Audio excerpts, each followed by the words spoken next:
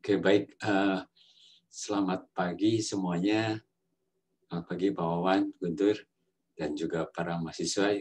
Kita mulai saja hari ini. Jadi saya akan mengantarkan saja, ya, dan juga coba ringkas apa yang sudah kita bicarakan di slide 8, kemudian slide 9 akan melakukan apa. Ya, mungkin sambil nunggu yang lain nanti bergabung, ya. Jadi mungkin saya coba ringkaskan, ya, apa yang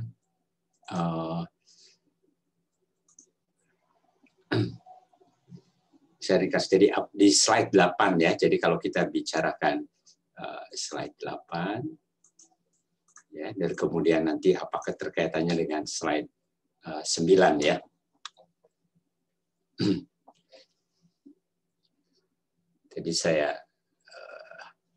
Jadi di 8 itu kan kita bicara tentang operasinya bioreaktor, ya. Jadi bioreaktor kan kalau dilihat dari pola aliran itu kita kenal 2 pola aliran, ya. Jadi kalau dari aliran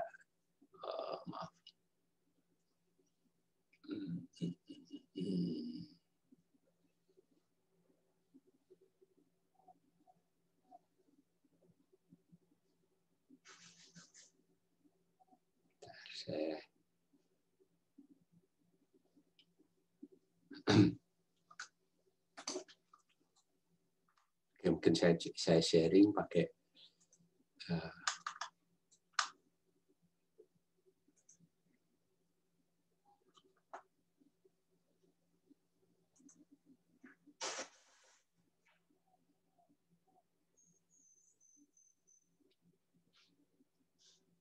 ya.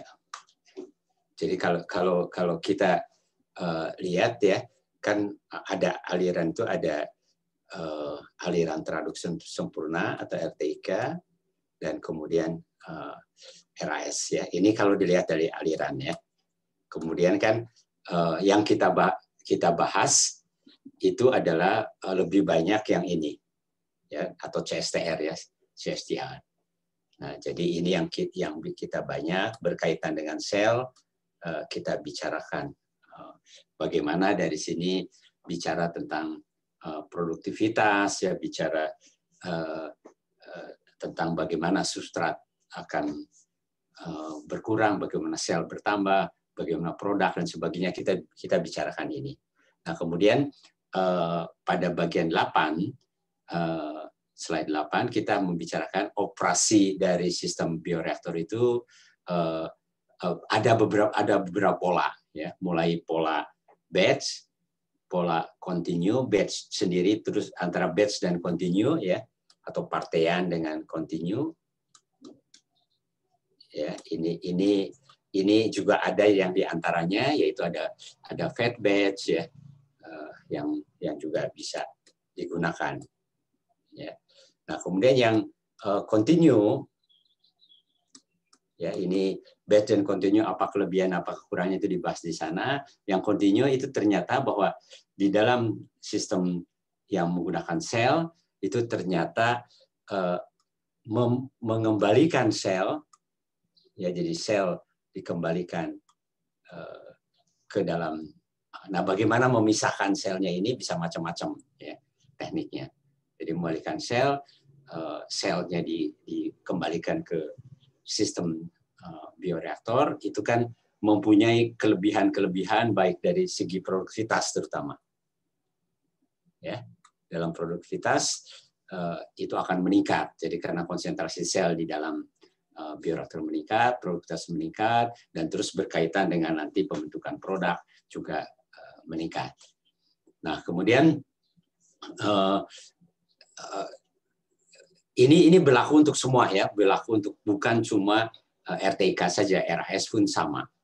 Nah, kemudian yang kita bahas juga adalah ya, karena sel itu sayang untuk kita buang, ya, terutama memang betul bahwa sel ini bisa kita imobilisasi, ya. Ya, jadi kita imobilisasikan sel tersebut ya, agar si sel terpisah dari cairannya. Nah, berarti memang kalau sel terpisah dari cairan, berarti produk yang diinginkannya bukan sel atau berada di dalam sel. Ya, jadi itu betul kemarin pertanyaan mungkin Saudara Sulfa maksudnya itu ya. Jadi waktu nanya ke saya, jadi dengan melakukan imobilisasi, intinya adalah sel dipisahkan dari si cairannya. Ya, tekniknya macam-macam. Ya, ada yang pasif, ada yang aktif. Yang aktif sendiri kan ada yang ditambat, ada yang menggunakan nempel begitu ya, atau dengan misalnya dengan ikatan gitu ya. Jadi ada berbagai macam. Nah, tapi dengan meningkatkan konsentrasi, memisahkan antara sel dengan bulk fermentation-nya, itu ada persoalan dengan mass transfer. Ya, jadi ada persoalan dengan mass transfer. Nah, tapi kita ingat bahwa kalau mass transfer itu ada seperti yang kita bahas di enzim, mass transfer itu ada difusional ya, kalau kita anggap ada difusional ya, yang difusional itu yang di dalam, tapi juga ada antarfasa ya. Jadi ada difusional dan ada antarfasa. Nah, perpindahan antarfasa ini yang dibicarakan di peristiwa perpindahan harusnya ya. Jadi perpindahan antarfasa perlu diperhatikan ya. Jadi perlu diperhatikan. Jadi bagaimana sebagai seorang engineer mengurangi atau mengurangi hambatan. Jadi artinya mempercepat perpindahan. Jadi bagaimana mengurangi hambatan antarfasa ini. Nah, kalau hambatan antarfasa sudah kita bisa tingkatkan, tapi tetap masih ada hambatan difusional. Ya, hambatan difusional. Nah, hambatan difusional itu yang dibicarakan kemarin, ya. Jadi hambatan difusional itu yang kemudian diwakili dengan faktor keefektifan. Jadi intinya adalah faktor keefektifan itu adalah kalau dia satu, seluruh katalis atau biokatalis ataupun sel yang ada di dalam sistem imobilisasi termanfaatkan ya. Jadi bisa memanfaatkan substratnya. Berarti faktor keefektifnya satu. Jadi makin kecil dari satu, berarti si katalis tersebut tidak semuanya termanfaatkan. Nah, sebagai engineer, hal yang perlu diperhatikan adalah bagaimana perpindahan antarfasa kita bisa percepat, dan juga hambatan difusional juga kita hilangkan. Ya, jadi hambatan antarfasa dicoba diperhilangkan, dan hambatan difusional juga kita hambatannya ya kita kurangi. Tapi tetap bisa memisahkan antara sel atau kita bisa imobilisasi antara sel dengan cairannya. Nah, itu adalah yang di bagian bab 8. Ya. Saya rasa nah, kemudian kita akan masuk ke bagian bab 9. Ya, kita akan masuk ke bagian bab 9, yaitu aerasi dan agitasi. Atau mungkin ada pertanyaan sebelum masuk. Jadi apa yang sudah dibahas di bab 8 garis besarnya itu, mungkin ada pertanyaan dari mahasiswa? Ya, kalau apakah ada? Jadi itu yang dibahas di bab 8. Nah, bab 9 kita akan membahas aerasi dan agitasi. Nah, ini dua hal yang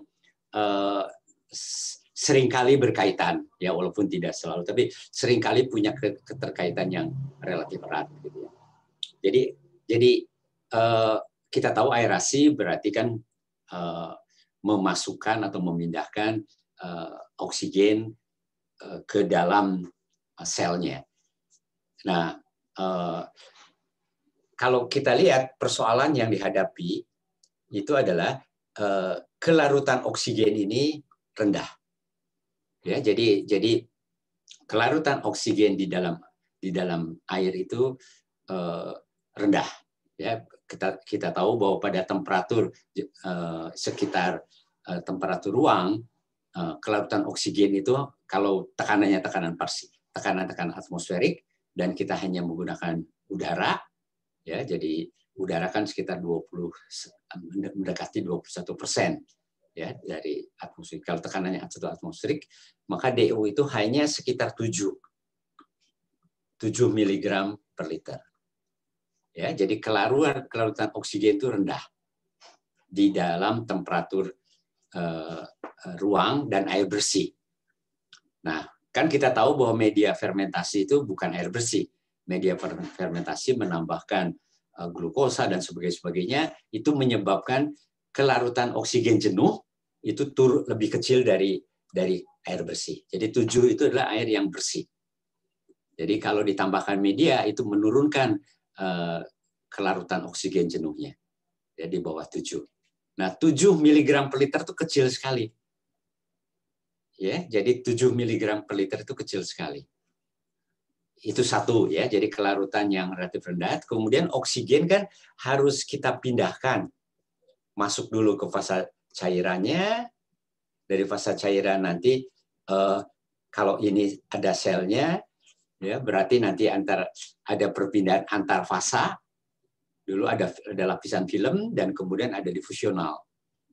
Ya, untuk bisa masuk ke sel karena oksigen itu dimanfaatkannya oleh sel, ya. Jadi berarti di dalam pemberian oksigen itu melewati berbagai macam oksigen sendiri adalah gas. Jadi berarti dari gas harus ada juga lapisan film supaya menjadi oksigen terlarut. Oksigen terlarut kemudian harus menuju sel, selnya kemudian ada tahanan antar fasa, kemudian ada tahanan difusional juga. Nah, jadi itu yang menjadi kunci bahwa oksigen ini seringkali jadi aerasi itu menjadi penting, ya, untuk bagaimana memastikan oksigen itu cukup. Jadi oksigen bukan menjadi limiting substrate. Jadi bukan sebagai substrat pembatas. Nah, kita akan membicarakan ini, ya. Jadi bagaimana kita bisa memperkirakan laju perpindahan oksigen ini, ya. Jadi berapa perpindahannya atau disebut dengan oksigen transfer rate-nya. Jadi bagaimana menghitung oksigen transfer rate? Nah, oksigen transfer rate ini harus lebih besar nantinya dari oksigen uptake rate. Ya, jadi oksigen transfer rate dengan oksigen uptake rate. Jadi yang diambil. Jadi harus memastikan nantinya yang diambil oksigen yang diambil oleh atau yang dimanfaatkan oleh mikrobat ditransfer atau dicukupi oleh pasokan dari sisi oksigen ke selnya, ya. Jadi harus dipastikan ini. Tapi kan untuk menghitung ini bagaimana? Ya, jadi kita akan melihat bagaimana memprediksi OTR ini. Ya, jadi oksigen transfer itu memprediksi itu bagaimana. Nah, itu yang akan dibicarakan dan itu nanti keterkaitannya nanti dengan salah satunya dengan agitasi, ya, dengan pengadukan. Jadi ada hubungan nanti dengan pengadukan. Pengadukan sendiri memang bukan hanya untuk aerasi, tetapi bisa saja nanti dengan mixing, ya, memberikan microclimate atau micro environment yang homogen di dalam sistem ini. Ya, jadi agitasi nanti bisa berkaitan dengan oksigen transfer rate, tetapi juga agitasi bisa memberikan hal lain, ya, di dalam sistem fermentasi, bukan hanya untuk oksigen saja.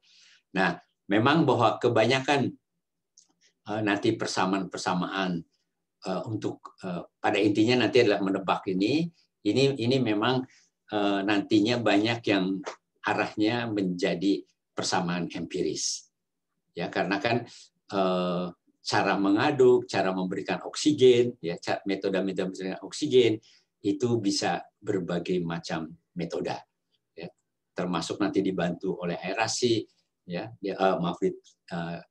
dibantu oleh agitasi atau pencampuran, ya itu pencampuran sendiri alatnya seperti apa, ya jadi tidak mudah sehingga nantinya tidak mudah untuk menentukan ya secara analitik, jadi sehingga metode empiris yang nantinya akan banyak dipakai. Tapi saya rasa itu pengantar yang penting dari saya untuk bab 9, Pak Wawan.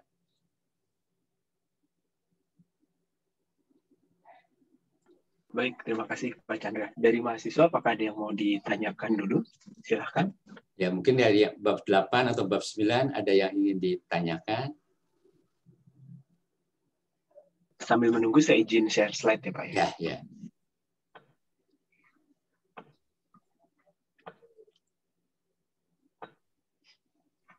Silahkan, kalau dari mahasiswa ada yang mau ditanyakan dulu.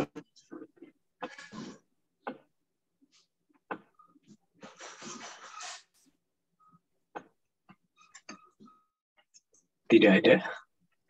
Oke, jadi silakan. Jadi aerasi ini sebenarnya kalau perpindahan mereka dapatkan ya kalau yang bioproses ini? Sudah Pak, semester lalu. Ya udah dapat ya. Jadi ya, memang harusnya semester ini tapi kan ditukar dengan labtek ya rasanya. Oke. Ya. Jadi dimajukan.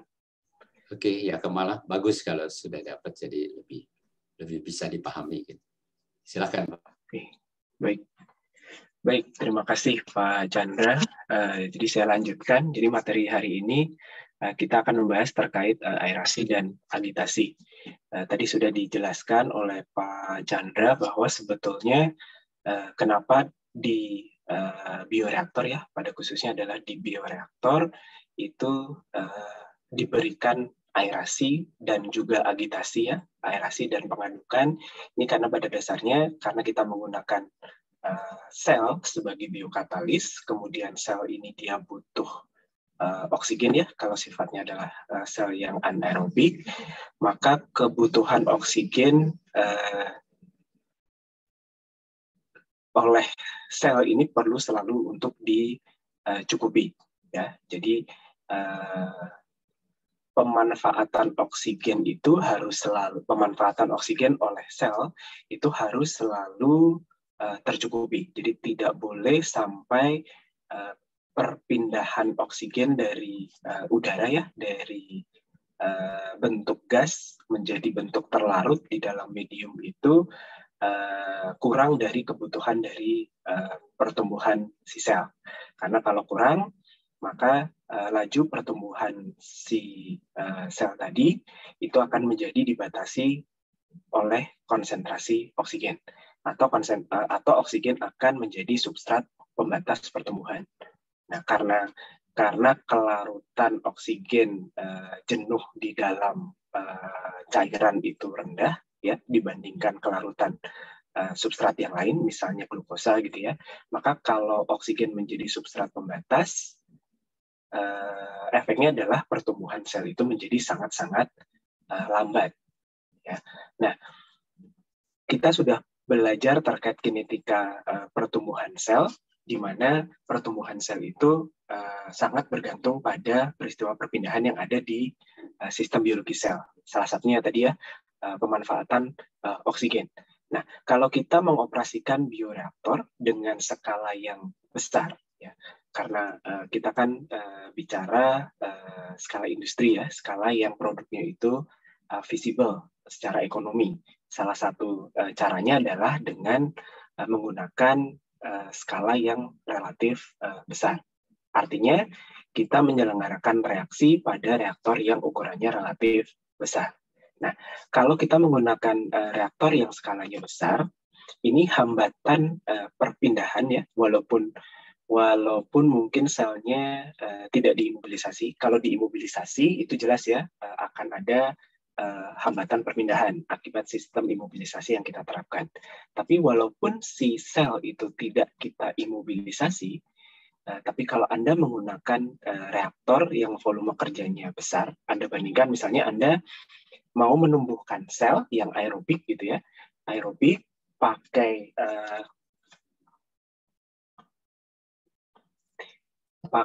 Anda pakai Erlenmeyer yang cuman katakanlah 50 mili, ya.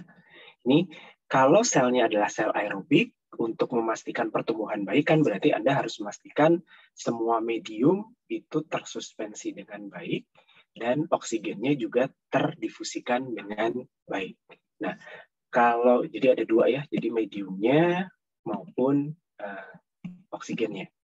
Nah, agar dua-duanya itu bisa tersuspensikan dengan baik ke dalam medium, karena dua-duanya harus terlarut dulu ya di dalam medium sebelum bisa dimanfaatkan oleh sel.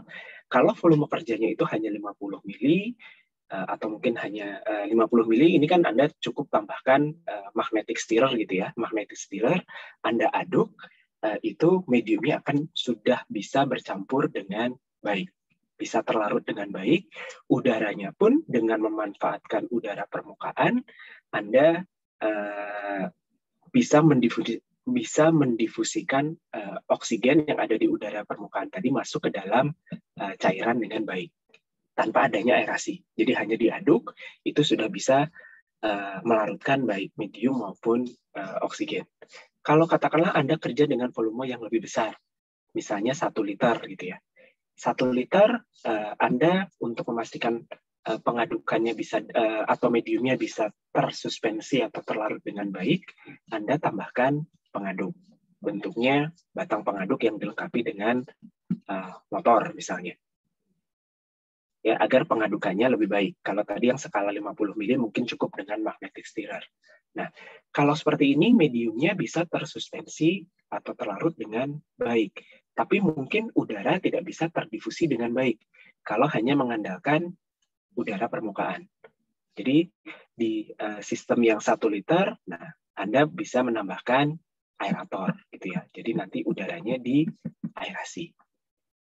Ya, jadi kalau Anda bekerja lebih dengan reaktor yang lebih besar lagi, katakanlah pakai reaktor yang 100 liter. Nah, berarti kan Anda tetap harus menjamin hambatan perpindahan massa itu seminimal mungkin. Nah, dengan reaktor yang semakin besar, mengatasi hambatan perpindahan massa itu semakin kompleks atau semakin berat. Anda harus menentukan sistem pengadukan seperti apa yang harus diberikan. Kalau pengadukannya perlu, kalau memastikan ketika Anda membutuhkan pengadukan yang tetap baik ya pada skala reaktor yang lebih besar, kemungkinan Anda membutuhkan daya pengadukan yang lebih besar. Jadi Anda perlu memperkirakan kalau reaktor besar, kebutuhan daya pengadukannya naik menjadi seberapa besar.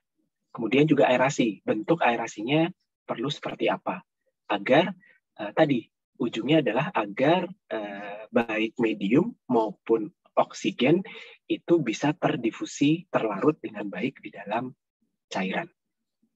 Kenapa harus terlarut dengan baik? Agar bisa dimanfaatkan oleh sel secara optimal. Ya, jadi ketika skala operasional pabrik ya yang besar itu Anda gunakan, itu intinya akan terdapat perbedaan dari sisi perpindahan massa, baik itu nutriennya maupun oksigennya, kalau dibandingkan dengan yang skala kecil. Ya, jadi kalau transfer oksigennya tadi sudah bisa dibayangkan ya, kalau skala kecil seperti apa, makin besar seperti apa. Nah, ini makanya kita perlu yang namanya aerasi dan agitasi atau pengadukan. Ya, jadi fungsinya tadi sudah disinggung. Satu adalah menghomogenkan atau menyeragamkan difusi atau dispersi dari gas. Umumnya adalah untuk mendispersikan oksigen ya, untuk kultur yang sifatnya aerobik. Nah, kalau anaerobik bagaimana? Nah, kalau anaerobik kan berarti O2-nya yang harus dihilangkan. Nah, O2 yang harus dihilangkan mungkin dengan cara sparging atau di purging dengan nitrogen. Jadi oksigennya itu dibuang dulu gitu ya. Caranya bagaimana? Diaerasi tapi pakai nitrogen. Atau ada beberapa jenis kultur yang sumber karbonnya itu adalah karbon anorganik, CO2. Nah, berarti kan CO2 ini tetap harus terlarut ya di dalam cairan. Nah, makanya dilakukan aerasi. Nah, selain menyeragamkan dispersi gas, ya tergantung kebutuhan gas yang dipakai itu apa, fungsi aerasi dan agitasi itu juga menghomogenkan si biokatalisnya.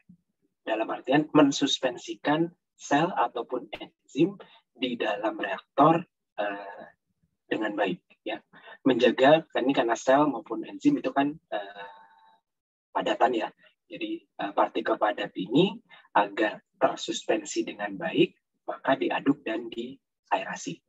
Ya, jadi tidak hanya untuk gasnya saja, tapi untuk si biokatalisnya. Karena nanti kalau tidak diaerasi atau tidak diagitasi, ini akan mengendap. Yang lain itu adalah si nutriennya. Jadi konsentrasi medium di semua bagian reaktor itu diseragamkan dengan aerasi dan agitasi. Ya.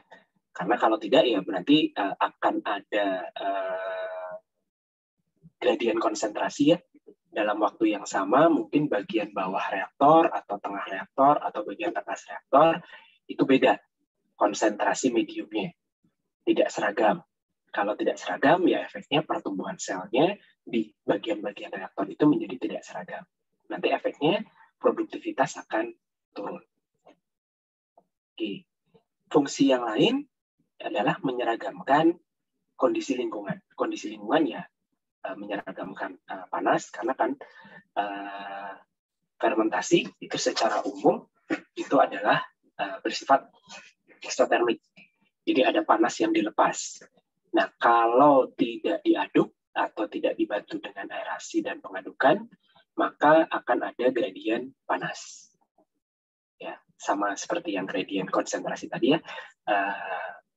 Temperatur di beberapa bagian reaktor menjadi tidak seragam. Efeknya apa? Ya, ini akan mempengaruhi pertumbuhan. Bisa temperatur, bisa pH, atau kondisi yang lain, itu perlu untuk diseragamkan di semua bagian reaktor. Oke, kita masuk ke yang aerasi. Jadi sebenarnya aerasi ini adalah proses di mana Anda melarutkan udara. Atau secara spesifik oksigennya yang mau dilarutkan, tapi ketika Anda menggunakan udara, ya berarti nanti baik oksigen maupun komponen selain oksigen yang ada di udara itu semua akan terlarut. Nah, caranya bagaimana? Biasanya itu menggunakan alat yang namanya sparger atau orifice. Ya, jadi kayak gini, ada pipa, ada selang gitu ya, masuk ke dalam reaktor, kemudian ujung dari selangnya itu ada lubang-lubangnya. Fungsinya adalah agar ketika udara masuk ke dalam cairan, ini bentuknya nanti menjadi gelembung-gelembung kecil, bubble gitu ya. Bukan kalau Anda tidak gunakan sparger kan nanti udara akan masuk sebagai satu gelembung besar saja di dalam cairan. Nah ini akan menyulitkan si udara tadi terlarut ke dalam cairan. Makanya dibuat dalam bentuk gelembung. Ya, kenapa? Karena dengan menjadi gelembung-gelembung kecil, luas kontak antara udara dan cairan itu akan menjadi semakin besar. Ya, luas kontaknya akan semakin besar, sehingga nanti difusinya akan menjadi semakin baik. Nah, ini mestinya di kuliah peristiwa perpindahan Anda sudah dapatkan ya. Ketika semester lalu belajar proses pemisahan pun, Anda juga belajar teori lapisan film kan ya. Jadi bagaimana si oksigen ya pindah dari gas ke cairan, itu dia harus melewati yang namanya lapisan film. Lapisan filmnya itu ada di bagian gas, ada di bagian cairan. Dan ini akan bergantung pada gradien konsentrasi. Kalau di bagian gasnya, itu gradien konsentrasinya itu sebanding dengan tekanan parsial oksigen ya, kalau kita bicara oksigen. Nanti kalau di bagian cairan ya sebanding dengan konsentrasi antara yang terlarut di dalam cairan dengan dia bisa jenuhnya itu maksimalnya berapa. Ya, jadi ini disajikan di kuliah peristiwa perpindahan tentang teori difusi, mestinya sudah dibahas ya, bahwa pindahnya gas ini komponen A, flux dari zat A itu akan berbanding lurus dengan gradien konsentrasi dan difusivitas. Dari sisi gas Anda bisa hitung, dari sisi cairan Anda bisa hitung. Nah, kalau untuk larutan yang sifatnya encer, Anda juga perlu untuk mengingat bahwa ada hubungan antara tekanan parsial dengan konsentrasi itu berbanding lurus dengan suatu konstanta yang namanya konstanta Henry. Nah, konstanta Henry ini akan bergantung pada jenis komponen yang ada di gas ya, yang mau pindah, dan bergantung pada jenis cairannya. Oke, ini mungkin secara umum Anda bisa dapatkan nilai konstanta Henry ya untuk beberapa komponen di dalam air pada temperatur 25 derajat Celcius. Nah, kalau tadi flux itu bisa dilihat dari dua sisi ya, dengan mempertimbangkan beda. Kalau di sisi gas ya, antara tekanan parsial gas dengan tekanan parsial di interface. Kemudian kalau yang di sisi cairan itu antara cairan yang di interface dengan yang di bulk cairan. Nah, kalau yang di interface ini tidak mungkin untuk ditentukan ya, karena interface itu kan secara realita itu akan sangat susah untuk diukur. Kita akan tidak bisa menentukan interface-nya itu seberapa tebal atau titik interface-nya ada di mana.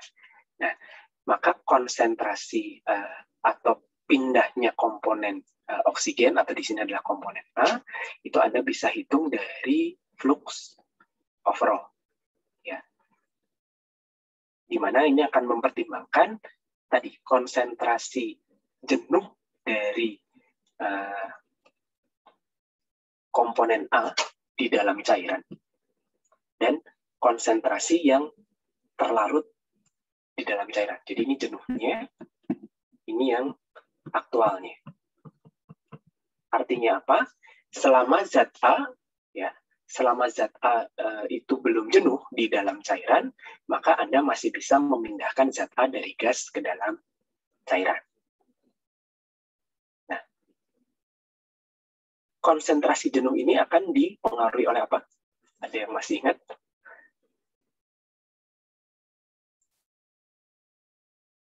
Dewi, ada?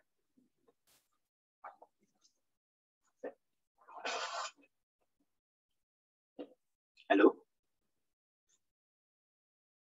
Tes, ini suara saya terdengar nggak ya? Terdengar. Terdengar, Pak. Maaf, tadi lagi sampling. Gimana, Pak? Ya, jadi kalau Anda mau memindahkan oksigen lah, katakanlah zat A ini adalah oksigen, dari udara ke air. Nah, kalau Anda mau pindahkan oksigen dari udara ke air, berarti pindahnya oksigen ke dalam air itu akan bergantung pada konsentrasi jenuh oksigen di dalam air. Selama oksigen di airnya belum jenuh, Anda masih bisa pindahkan oksigen ke dalam air. Ya. Jadi driving force-nya adalah konsentrasi, driving force-nya adalah gradien konsentrasi.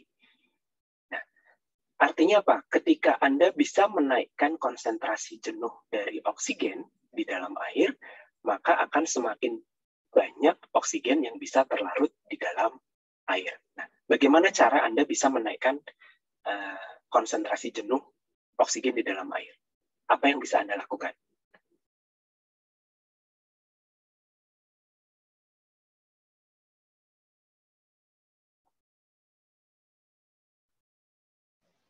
Ini akan bergantung pada apa?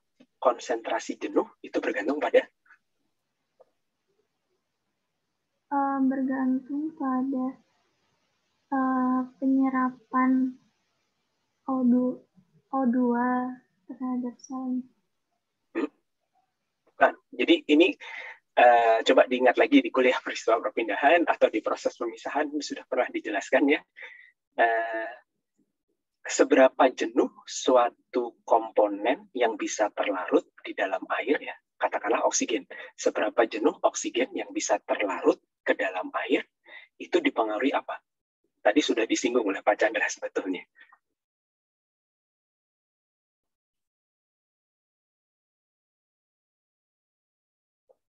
Yang lain ada yang ingat? Kelarutan suatu komponen di dalam suatu cairan itu akan bergantung pada Temperatur, Pak. temperatur. Terus? Tekanan. Tekanan parsial. Tekanan, Pak. Tekanan. Terus?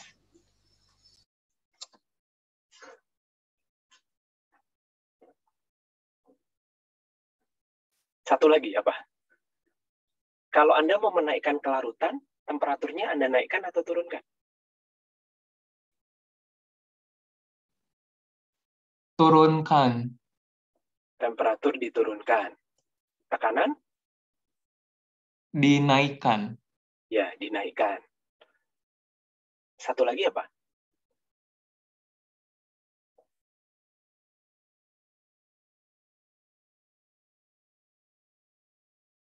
Ada yang ingat nggak? Satu lagi adalah konsentrasi zat lain ya yang terlarut di cairan tersebut. Ya, jadi artinya apa? Kalau Anda mau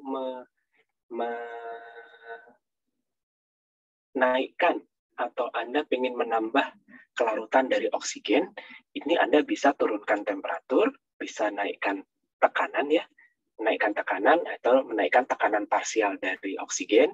Berarti Anda bisa gunakan oksigen murni. Ini mahal ya. Kalau pakai udara kan lebih murah, tapi udara hanya sekitar 21%. Tekanan parsialnya kan hanya sekitar itu juga. Jadi yang bisa terlarut, tadi kalau temperaturnya adalah temperatur ruang, tekanannya tekanan atmosferik, kemudian udara, gas yang dialirkan itu adalah udara, lalu airnya adalah air bersih ya. Air bersih yang relatif komponen-komponen yang terlarut di dalamnya itu tidak terlalu banyak, maka CO2 bintang tadi hanya sekitar 7 mg per liter. Ya, kalau Anda mau naikkan, ya Anda bisa tadi ya pakai oksigen murni atau temperaturnya diturunkan. Nah, ini dua-duanya kan opsi yang mahal. Nah, satu lagi, perpindahan atau fluks dari oksigen ke dalam air itu akan dipengaruhi oleh konstanta perpindahan. Nah, ini yang akan konstanta perpindahan ini yang lebih mudah kita atur ya. Atau katakanlah ini adalah yang biasanya menjadi parameter perancangan ketika Anda melakukan aerasi. Apa yang bisa Anda lakukan untuk mengubah atau menaikkan nilai konstanta perpindahan? Masih ingat nggak? Kalau tadi kan Anda ingin menaikkan konsentrasi jenuh. Caranya ya temperatur diturunkan, lebih mahal, tekanannya dinaikkan, juga mahal, atau airnya adalah air bersih gitu ya. Yang mana juga tidak mungkin, karena kalau Anda bikin medium, pasti Anda larutkan berbagai jenis zat di dalamnya. Nah, yang Anda bisa lakukan adalah Anda menaikkan nilai KL. Ada yang masih ingat bagaimana cara menaikkan nilai KL ini?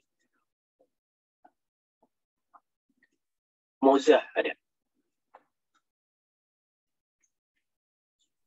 Ada, Pak. Ya.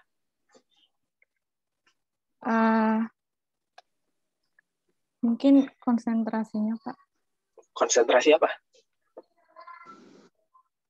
Konsentrasi apa yang dimaksud? Sebentar, Pak.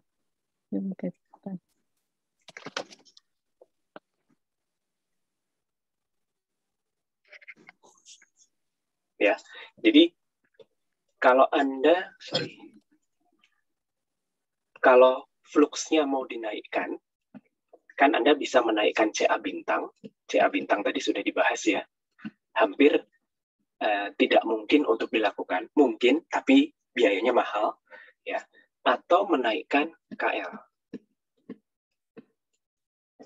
Nah, menaikkan KL ini, ingat nggak? Salah satu caranya bagaimana?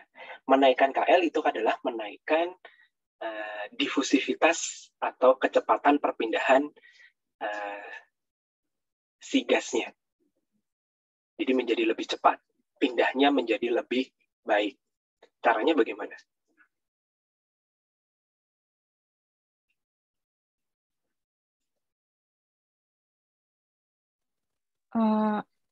Bisa konsentrasi si gasnya dinaikkan atau ukuran gelembungnya diperkecil. Kalau konsentrasi gasnya dinaikkan, itu kan berarti menaikkan tekanan parsial ya. Kalau menaikkan tekanan parsial, ya berarti Anda menaikkan CA bintang. Jadi jawaban yang benar, jawaban yang kedua. Anda mengubah ukuran gelembungnya. Jadi sebetulnya, kenapa alat aerasi itu ujungnya adalah sparger, atau Anda membentuk udara itu menjadi bentuk bubble ke dalam cairan, ya, karena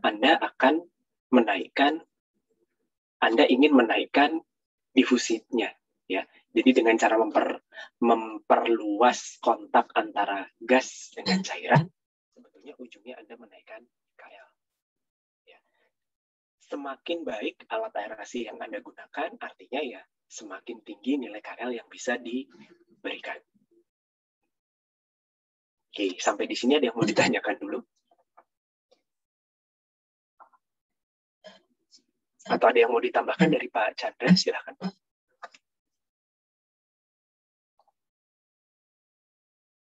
Dari saya sih cukup tadi. Oke, Pak. Oke, nah kalau persamaannya sendiri, ini mungkin tidak dibahas detail ya.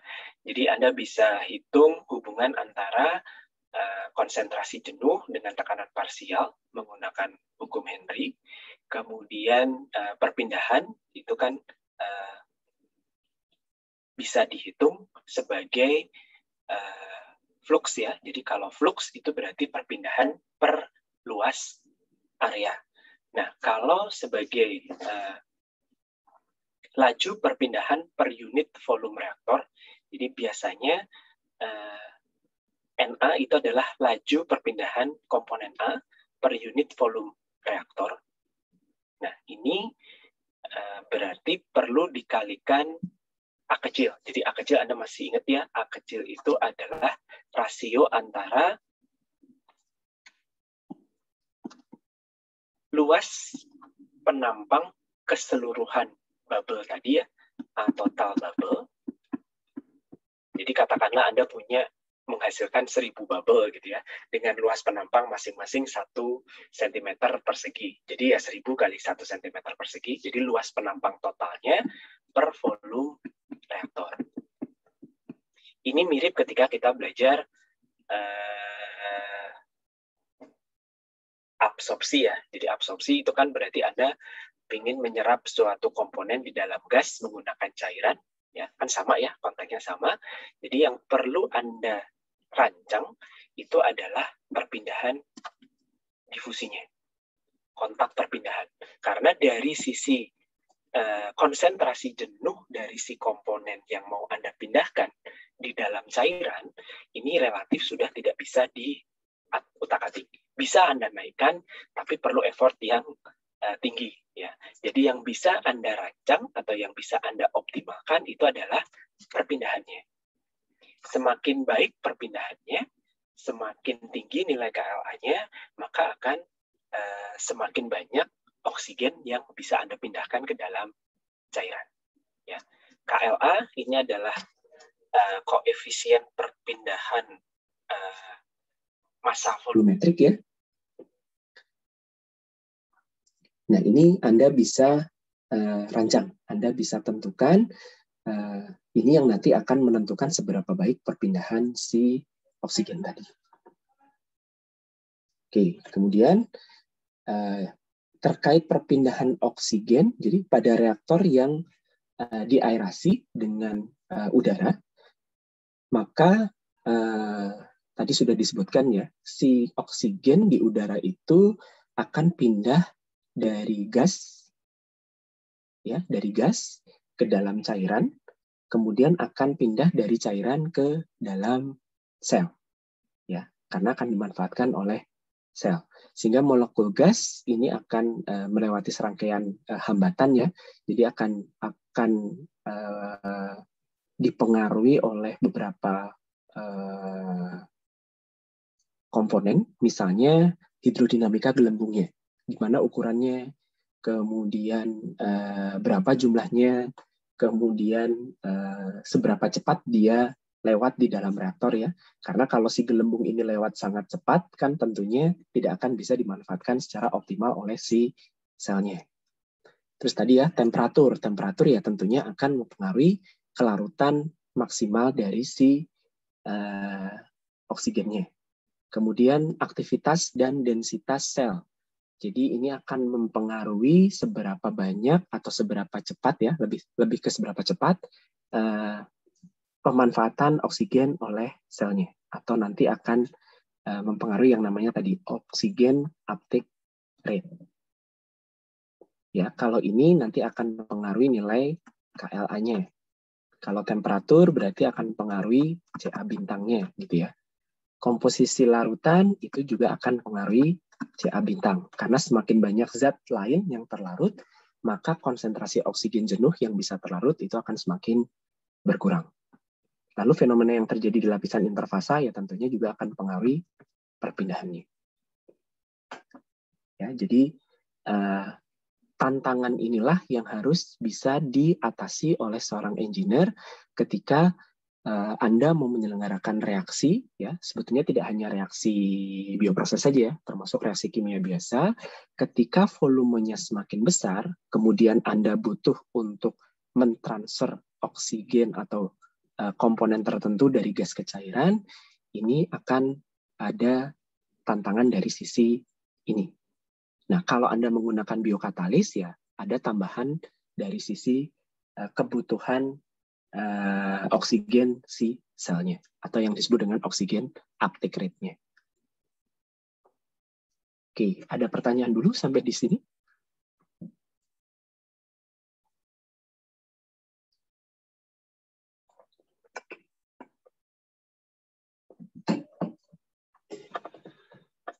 Oke, nah mungkin sebelum kuliah ditutup, jadi kalau dari sisi ini ada beberapa proses transfer, ya, dari oksigen itu mulai dari gas ke sel. Jadi Anda lihat awalnya kan di sini, ya, oksigen itu ada dalam bentuk gas pindah ke cairan. Karena ada gas dan cairan berarti ada yang namanya gas liquid interface dan ada lapisan film dari cairannya. Oke, kemudian setelah pindah ke cairan, ya, pindah ke bulk liquid, dia sebelum masuk dimanfaatkan oleh sel, ya, selnya bisa dianggap ada dua jenis, ya, sel individual, sel yang tersuspensi dengan baik satu persatu di dalam cairan. Nah, ini si oksigen tadi berarti harus melewati tahanan film di sekitar sel, baru bisa masuk ke dalam sel. Jenis sel yang kedua ini diasumsikan kalau selnya berbentuk clump atau sel yang saling nempel, gitu ya, tidak tersuspensi menyebar merata, gitu ya. Nah, ini berarti ada hambatan difusi di lapisan di luar clump tadi, kemudian ada hambatan difusi di dalam clumpnya. Jadi dia harus melewati sel yang cukup banyak. Ini yang muncul kalau misalnya Anda melakukan imobilisasi sel.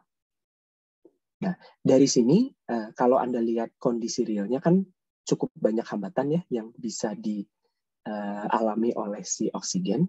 Jadi di sini asumsi yang bisa digunakan adalah seperti ini. Jadi transfer di dalam gelembung gas itu cepat, ya. Jadi bisa diabaikan. Kemudian hambatan di interfasa gas dan cair itu juga bisa diabaikan. Ini di sini, ya. Jadi di batasnya. Kemudian hambatan yang sangat signifikan itu adalah hambatan tahanan di liquid filmnya. Nah, kalau reaktornya itu teraduk dengan baik, maka gradien konsentrasi di bulk liquid itu kan kecil ya. Jadi begitu oksigennya pindah ke bulk liquid, karena teraduk dengan baik, distribusi oksigen di semua bagian reaktornya seragam, ya, langsung seragam.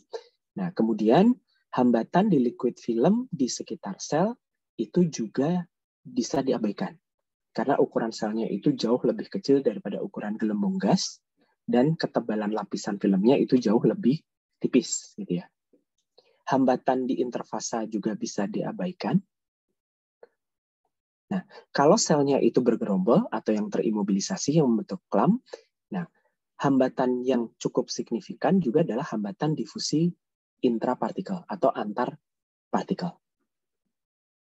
Kalau sudah masuk sel, hambatan di dalam sel itu diabaikan karena selnya kecil ya, jadi langsung bisa termanfaatkan.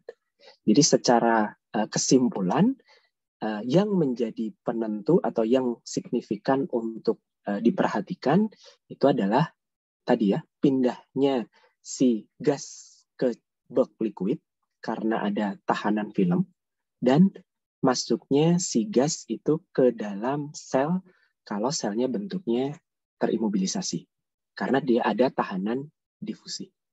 Sementara yang lain Anda bisa abaikan. Mungkin itu dulu. Ada yang mau ditanyakan? Atau dari Pak Chandra ada yang mau ditambahkan, Pak?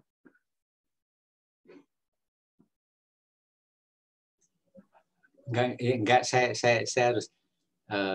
harus tidak cukup rasanya. Oke, Pak. Ya, baik, kalau tidak ada yang itu. Ya, Pak. Ya. Baik, kalau tidak ada yang ditanyakan dari mahasiswa, kita akan lanjutkan materinya minggu depan. Terima kasih, selamat pagi. Assalamualaikum warahmatullahi wabarakatuh. Waalaikumsalam.